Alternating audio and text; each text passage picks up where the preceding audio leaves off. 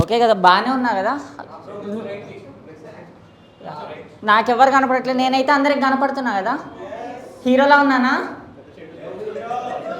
అరే ఛా, okay okay, satisfied. అంటే ఇప్పటివరకు నన్ను ఇద్దరే హీరోలు అన్నారు. ఒకటి మా అమ్మ, రెండు కటింగ్ షాప్ అన్నా.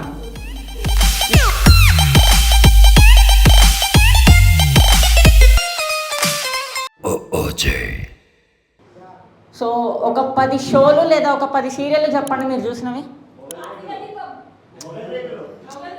యా,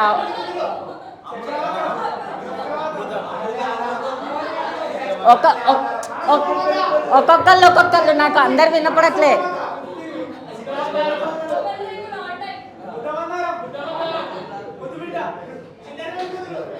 భయ భయ భయ భయ ఇన్ని సీరియళ్ళు చూసారా భయ మీరు కూర్చొని?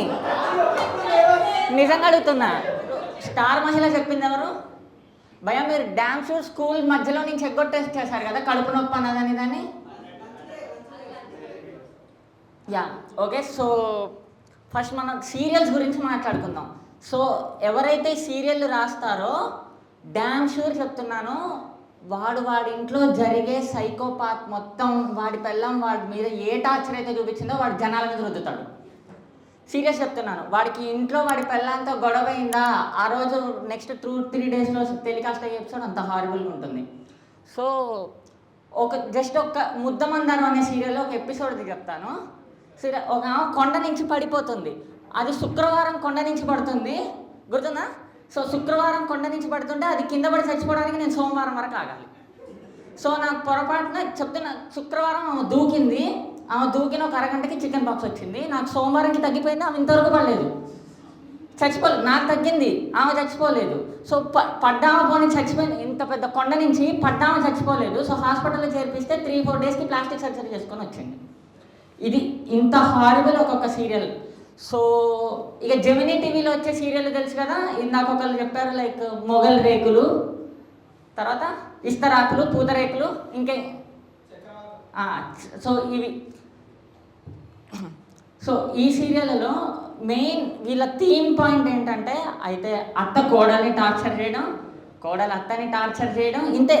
ఈ రెండు తప్ప ఎటు తిరగవు. సో అవి మా ఇంట్లో మా బామ్మ లేదా మా అమ్మమ్మ చూస్తూ, ఆమె ఏమని టార్చర్ పెడుతుంది కదా, అత్త కోడల్ని టార్చర్ పెట్టేటప్పుడు వాళ్ళకి ఏమనిపించదు, నవ్వుకుంటారు.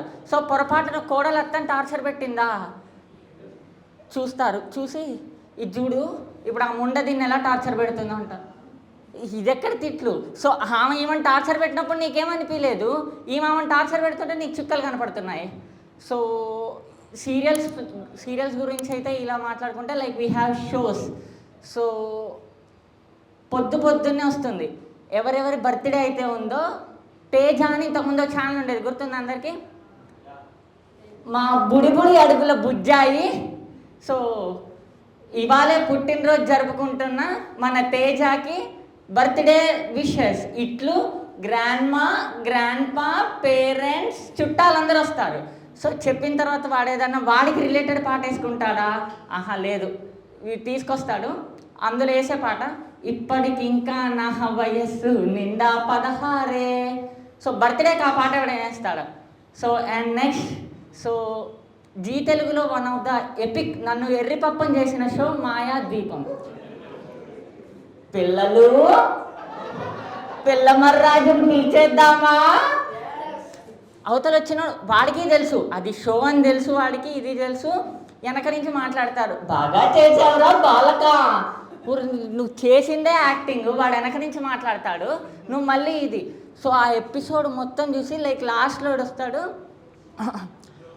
ఒంటి కన్ను రాక్షసుడు అని, వాడు బాల్ వేసుకొని వస్తాడు.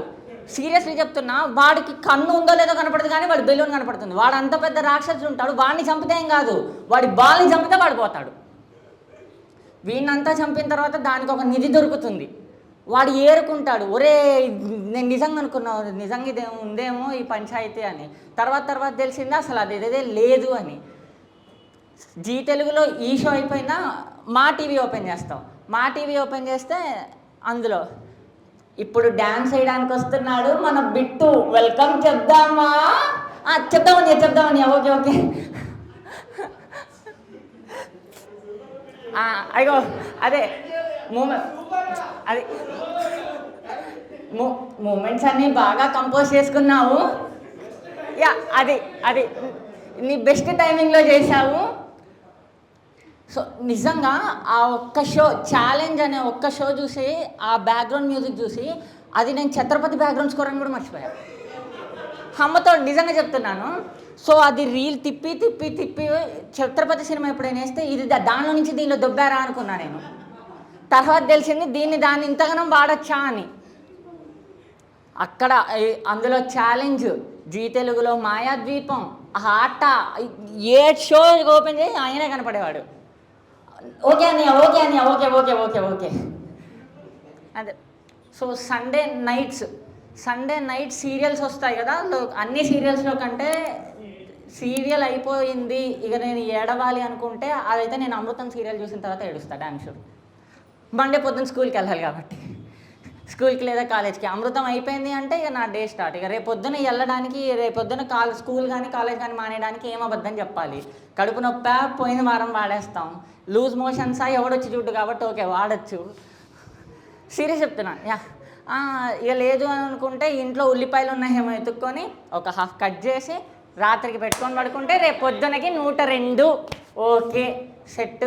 సో మండే స్కూల్ ఎగ్గొట్టాము. ఎగ్గొట్టిన పాపానికి టీవీ దొరుకుద్దా? దొరకదు. మధ్యాహ్నం పూట ఈ సీరియల్ టైటిల్స్ కూడా భలే ఉంటాయి. సీరియల్ చెప్పేవాళ్ళది భార్యామణి, ఆడదే ఆధారం. వీడివన్నీ ఆ సీరియల్ టైటిల్ పెట్టినోడు కానీ సీరియల్ తీసేవాడు కానీ లైక్ వాళ్ళందరూ ఉమెన్స్కి సపోర్ట్. టైటిల్ ఏమో ఉమెన్స్కి సపోర్ట్, సీరియళ్ళలో చూపించేవేమో ఉమెన్ టార్చరింగ్. సో ఇంకా ఈ సీరియళ్ళలో హస్బెండ్స్ ఉంటారు. సో లైక్ ఇది చాలా మంచి ఇంట్రెస్టింగ్ది మాట్లాడుకుందాం. సీరియల్లో హస్బెండ్స్ వాడు ఎందుకుంటాడు? వాడు వేస్ట్. నిజం. వాడు ఉండి కూడా వృధా. ఇంటి పక్కన ఒక ఫ్లవర్ వాజు లేదా ఇంట్లో వాడి సింగపూర్ నుంచి తెచ్చుకున్న ఒక బొమ్మెంతో సీరియళ్ళలో ఉండే హస్బెండ్ కూడా అంతే. వాడు కోట్లు సంపాదిస్తాడు. ఏం ఉపయోగం? నీ పెళ్ళామేమో అక్కడి నుంచి 10,000 పట్టు చీర కట్టుకొని వస్తుంది, నువ్వేమో వీల్ చైర్లో కూర్చుంటావు ఇట్లా. సరే నువ్వు ఇక డబ్బులు సంపాదించేం ఉపయోగం లేదంటారా? వాడు సెకండ్ సెటప్ని మెయింటైన్ చేస్తాడు. ఇంత డబ్బులు సంపాదించినాడు ఒక సెకండ్ సెటప్ని. సరే నీకు హైదరాబాద్లో నువ్వు ఇన్ని సంపాదించావు, నీకు ఎన్ని కంపెనీలు ఉన్నాయో నీకు తెలీదు. సో నువ్వు ఒక సెకండ్ సెటప్ని మెయింటైన్ చేసేటప్పుడు నీ పెళ్ళాం ఎటు వెళ్తుందో నువ్వు చూడాలి. లేదంటే ఎవడూ లేని ప్రదేశానికి తీసుకెళ్ళాలి. వాడు ఒక కాఫీ షాప్కి తీసుకొస్తాడు వాడి సెకండ్ సెటప్ని. వాడి పెళ్ళాం ఇటు నుంచి వస్తుంది, వాడికి తెలియదు వీడి పిల్లని ఎటు వెళ్తుంది, ఎక్కడ పని చేస్తుంది, ఏం చేస్తుందని. వీటిని తీసుకొస్తాడు, ఈమెటి వస్తుంది. ఇప్పుడు ఇది చూసే లోపు 2 రోజులు ఎపిసోడ్లు పోతుంది. మనకేమో టెన్షన్, రేపొద్దున ఎగ్జామ్ ఉందని కూడా వాళ్ళు చూసారా చూడలేదా. సీరియస్ చెప్తున్నా, ఇదే గోల. పోనీ ఇంత చేసినోడు చూస్తాడా? చూడ్డు. సడన్గా అదే టైంలో పక్క నుంచి ఎవరో పాప వస్తుంది, లేకపోతే ఆ పక్క నుంచి వెయిటర్ ఎవడో కింద పడేస్తాడు, వీడి తిరుగుతాడు, ఆమెటి నుంచి వెళ్ళిపోతుంది. పోనీ అబ్బా నువ్వు ఇది చూపించడానికి 2 రోజులు ఎందుకు టెన్షన్ పెట్టావు మమ్మల్ని? So this was my set and thank you.